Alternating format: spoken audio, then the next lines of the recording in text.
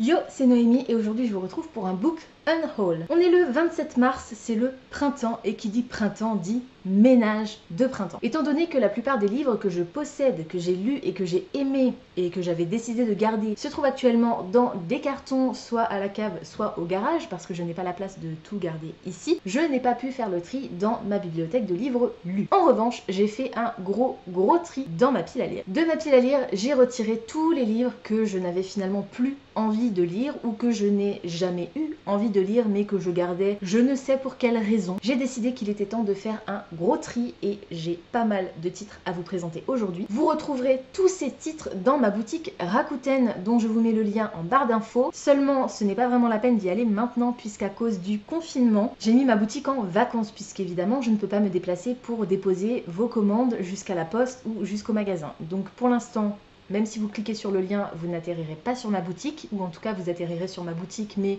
vous verrez que je suis en vacances et que les produits ne sont pas disponibles. Je crois que vous ne pouvez même pas voir les articles qui se trouvent sur ma boutique. Mais n'hésitez pas à checker régulièrement et surtout à partir du moment où le confinement sera enfin terminé. À ce moment-là, vous pourrez acheter ces livres à prix extrêmement réduit puisque évidemment ce sont des livres d'occasion même si la plupart d'entre eux sont quasiment neufs. Comme je vous l'ai dit, j'ai pas mal de titres à vous montrer, je vais vous expliquer très rapidement de quoi ça parle, encore plus rapidement pourquoi je m'en sépare et sans plus tarder on est parti. Click and Love de Cyril Massaroto aux éditions France Loisirs dans la collection Piment. Dans cette histoire on va faire la connaissance de Julie et Paul qui vont tomber amoureux l'un de l'autre grâce à une application qui s'appelle Click and Love.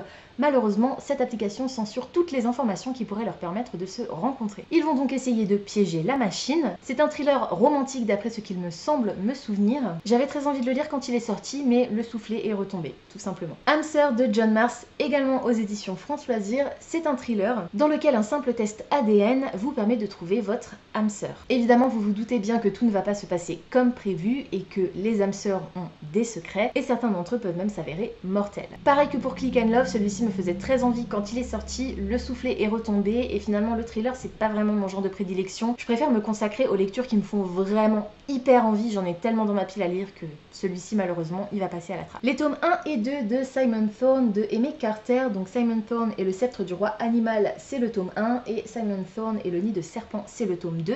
Ce sont aussi des éditions France Loisirs, ce sont des romans jeunesse fantastiques. On va y faire la connaissance de Simon qui a la capacité de parler aux animaux et qui plus est a la capacité de se transformer en animal, ce qu'il va découvrir au début de l'histoire. Et sa première transformation pourrait bien être décisive puisque ses deux parents sont issus de deux clans différents. Et non seulement ces deux clans sont différents, mais ils sont surtout en guerre. La plupart du temps, c'est parce que j'avais envie de les lire à l'époque et que maintenant j'en ai plus envie que je les enlève de ma pile à lire en fait. Donc je vais pas vous le redire à chaque fois, là c'est pareil, en plus c'est plutôt de la jeunesse. Je préfère me concentrer sur le young adulte, l'adulte. J'ai un petit peu passé cette étape de vouloir lire de la jeunesse pour l'instant, peut-être que j'y reviendrai un jour, mais pour l'instant, je vois pas l'intérêt de garder cela dans ma pile à lire, alors qu'il pourrait très bien profiter à d'autres personnes qui ont très envie de les lire. Cupidon a des ailes en carton de Raphaël Giordano, également chez France Loisirs. J'ai détesté et j'ai dansé pieds nus dans ma tête d'Olivia Zeitlein, qui était un livre de développement personnel, enfin un feel good avec beaucoup de développement personnel. Il semblerait que Raphaël Giordano fasse la même chose, du feel good avec du développement personnel. Peut-être que c'est bon, je n'en doute pas. Et là, franchement, j'ai pas envie en fait de lire ce genre de titre. Débutante de Jonah Lisa Dyer et de Stephen Dyer aux éditions Hugo Roman dans la collection New Way. On va ici faire la connaissance d'une jeune femme qui s'appelle Megan et qui doit faire son entrée dans le monde dans la haute société alors qu'elle est un vrai garçon manqué. Et évidemment, quand elle va entrer dans ce nouveau monde, elle va se rendre compte que tout n'est que faux semblant et rivalité. Finalement, j'ai plus non plus envie de le lire, tout simplement. Mon amie Adèle de Sarah Pinborough aux éditions France Loisirs à nouveau. C'est un thriller, une histoire de triangle amoureux, me semble-t-il, avec une femme jalouse de l'ex-femme de son nouveau mari, je crois, quelque chose comme ça. Pareil, thriller, pas mon genre de prédilection. Il me faisait envie au moment où il est sorti, mais plus maintenant. Hunter, le tome 2 de Vampire Nation de Larissa Yon aux éditions Milady. C'est un tome 2, je n'ai pas encore lu le tome 1 et le tome 1 ne me fait plus trop envie, franchement, pour tout vous dire. Des sagas de Bitlit, il en sort très régulièrement, du coup je préfère me concentrer plutôt sur les nouveautés. Je ne doute pas que cette série soit de qualité, mais elle me fait plus envie. À la vie à la mort, Twilight réinventé de Stephanie Meyer aux éditions Le Livre de Poche. C'est la réécriture de Twilight, du premier tome, donc Fascination, mais avec les genres des personnages inversés. Bella est un homme et Edward est une femme. J'ai plus du tout envie de lire cette histoire parce que j'ai envie de garder intacte l'histoire originelle que je connais et que j'adore, malgré tout ce qu'on peut en dire. J'ai peur que ça me gâche le sentiment que j'ai de ces histoires, donc je préfère laisser tomber. Un essai maintenant, Miracle Morning de Hal Elrod aux éditions Pocket. C'est la philosophie, se lever plus tôt pour s'offrir un supplément de vie. Je l'ai acheté il y a pas très longtemps, en me disant que ça pourrait être vraiment sympa, que effectivement j'ai tendance à toujours me lever relativement tôt, enfin pas forcément pour aller bosser, je me lève une demi-heure avant de partir, mais même quand je suis en vacances, je déteste me lever tard en fait. Donc je me suis dit ça pourrait peut-être être intéressant, et en fait non. Finalement, non, j'ai pas envie de me lever plus tôt pour, je sais pas, prendre le temps de petit déjeuner par exemple, c'est quelque chose que je fais jamais. Je le fais en vacances et en fait pour moi ça suffit. C'est le côté un petit peu exceptionnel des vacances, du week-end. Là j'ai le temps de le faire, alors que la semaine, je préfère plutôt dormir, me reposer pour être vraiment fraîche et dispo au boulot, tout simplement. Loin de tout, c'est le premier tome de la duologie, je crois, de J.A. Redmersky aux éditions Milady. Comme vous pouvez le voir, c'était un livre offert pour l'achat de 2 livres poche, de Milady poche, tout simplement. Du coup, comme c'était un livre offert, je ne vais pas pouvoir le vendre, celui-ci va partir en boîte à livres plutôt. C'est une romance avec le personnage principal féminin qui vient de perdre son petit ami dans un accident de voiture, et rien que ça me fout le cafard en fait, donc j'ai pas spécialement envie de suivre ses aventures. C'est pas le genre de romance que j'ai envie de découvrir. Fièvre Fae, le tome 3 des chroniques de Michaela Lane de Karen Mary Moning aux éditions J'ai lu. C'est le tome 3, je n'ai pas encore lu le tome 1. Pour l'instant, j'en ai pas forcément besoin. Il va aller à la vente, tout simplement. Le tome 1 reste par contre dans ma pile à lire numérique. J'ai pas l'intention de le lire dans l'immédiat, donc le jour où je le lirai, on verra si je l'apprécie et que je décide de le racheter ou pas. Les tomes 1 et 3 de Miss Peregrine et les enfants particulier de Ransom Riggs, donc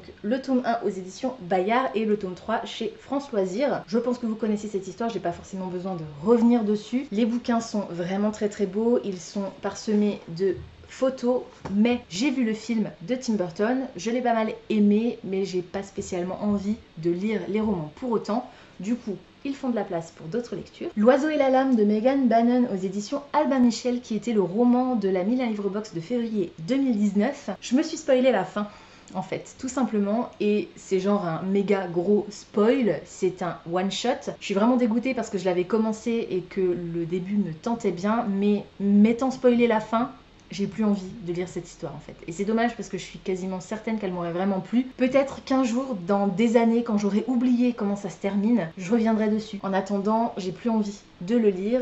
Je vous dis, c'est vraiment dommage, mais c'est comme ça. Catwoman Soul Stealer de Sarah J. Maas, c'était le livre de la 1001 livre box de mars 2019. J'avais lu Wonder Woman Warbreaker de je ne sais plus quelle autrice. J'avais pas mal aimé, mais je l'avais pas conservé. Catwoman, c'est pas spécialement un personnage que j'apprécie, c'est même carrément un personnage que j'aime pas particulièrement. C'est chez Bayard. On est sur une réécriture de la genèse un petit peu du personnage du super-héros.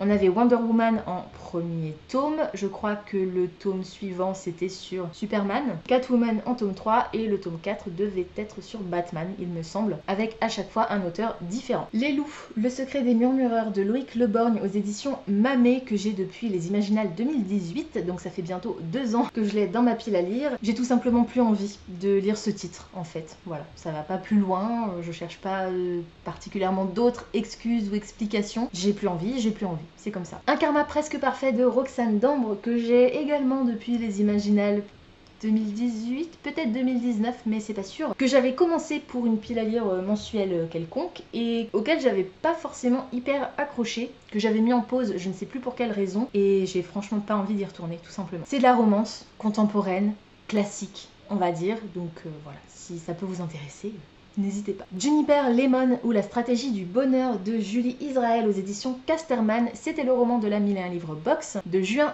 2018 dont le thème était pensée positive. C'est donc un roman adolescent feel good avec un personnage principal qui a perdu sa sœur. Pareil, trop ado pour moi et contemporain surtout, c'est pas du tout un genre que j'aime spécialement, donc je passe. In Real Life, le premier tome Déconnexion de Maïwenn Alix aux éditions Milan. C'était le roman de la 1001 livres d'août 2018, dont la thématique était Entre deux mondes. Trop SF pour moi, tout simplement. Vous savez que j'adore la fantasy, que j'adore le fantastique, mais que la science-fiction, c'est pas tellement mon truc. C'est pas un des titres de science-fiction qui me fait le plus envie dans ma pile à lire. On est sur un univers qui se partage entre deux mondes, le monde réel assez fade et un monde virtuel dans lequel quasiment tout est possible. Mes hauts, mes bas et mes coups de cœur en série de Becky Albertalli aux éditions Hachette, c'était le roman de la 1001 livres box d'octobre 2017. C'était le tout premier roman de la 1001 livres box que je recevais, il me semble, et j'ai pas spécialement envie de lire Becky Albertalli. C'est aussi du contemporain, on est aussi sur de l'adolescence, avec un personnage principal qui se cherche beaucoup niveau sentimental, elle a pas mal de crush, elle arrête pas de tomber amoureuse, elle espère que le prochain garçon dont elle va tomber amoureuse ce sera le bon. C'est pas spécialement une thématique qui m'intéresse. Les 7 vies de Léo Bellamy de Nathalie Trapp aux éditions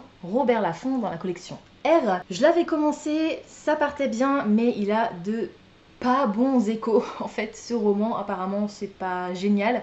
Et puis effectivement, même moi en le lisant, j'étais pas non plus hyper embarquée. Une fois que je l'avais commencé, j'ai eu beaucoup de mal à me remettre dedans. Ça m'intéresse pas spécialement de savoir la fin de cette histoire, du coup pareil, j'abandonne. On va rencontrer Léo qui a 17 ans et qui va se réveiller un beau matin dans le corps d'une autre personne, 20 ans je crois auparavant. Oui, c'est ça, 20-30 ans plutôt même auparavant. Et il va se mettre en tête d'élucider le meurtre d'une jeune fille qui a eu lieu effectivement 30 ans plus tôt dans son village. Dreamology de Lucy Keating aux éditions Michel Lafon. C'est un des plus vieux romans de ma pile à lire et je m'en sépare. Ça parle d'adolescence, ça parle de romance il me semble. On va avoir affaire à une jeune fille qui rêve d'un garçon toutes les nuits et un beau jour ce garçon va débarquer dans son école. C'est de l'adolescence, ça me parle plus trop, en tout cas pas en ce moment, du coup je passe. Abri 19 de Myriam Kayono aux éditions, je ne sais pas, c'est de l'auto-édition, semblerait-il. C'était le roman de la 1001 livres box d'avril 2018 dont la thématique était monde post-apocalyptique. Vous savez que c'est pas un sujet qui m'intéresse, tout ce qui est post-apocalypse, la science-fiction, la dystopie, voilà, c'est pas mon truc, j'ai pas spécialement envie de le lire. On a un mystérieux brouillard qui a recouvert la Terre il y a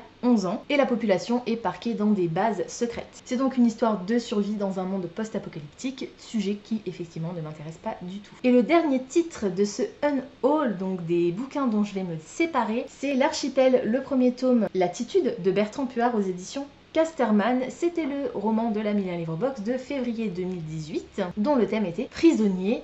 Et ici on va avoir affaire à un ado qui s'appelle Yann et qui a été emprisonné à tort il y a presque un an parce que son sosie a pris sa place dans la vraie vie alors que c'est son sosie qui est en fait le fils d'un criminel hyper réputé et qui aurait dû être enfermé. Le sujet m'intéresse pas spécialement, je pense qu'on va être également sur de l'ado, donc voilà, c'est également un livre que j'ai plus du tout envie de lire. Voilà, c'est tout pour aujourd'hui, j'espère que cette vidéo vous aura plu. Comme d'habitude, n'hésitez pas à me dire dans les commentaires si certains des titres que je vous ai présentés aujourd'hui vous intéressent, si vous les avez déjà lus et surtout ce que vous en avez pensé. N'hésitez pas également à me dire s'il y en a certains qui ont vraiment été des gros coups de cœur pour vous et que je devrais quand même essayer de lire, auquel je devrais quand même donner peut-être une petite chance. Je vous rappelle que dans la barre d'infos, vous avez accès à mon lien vers la boutique Rakuten, mais que la boutique pour l'instant est en vacances à cause du confinement. N'hésitez pas à revenir jeter un coup d'œil quand le confinement sera terminé si vous avez envie de vous procurer l'un des titres que je vous ai présentés aujourd'hui. Pensez à vous abonner à la chaîne, à liker et à partager cette vidéo, ça me fera toujours plaisir. Pensez également à activer la petite cloche des notifications qui vous permettra de savoir quand je poste du nouveau contenu. En attendant de vous retrouver, je vous souhaite d'excellentes lectures et je vous dis à très bientôt dans une prochaine vidéo. Ciao!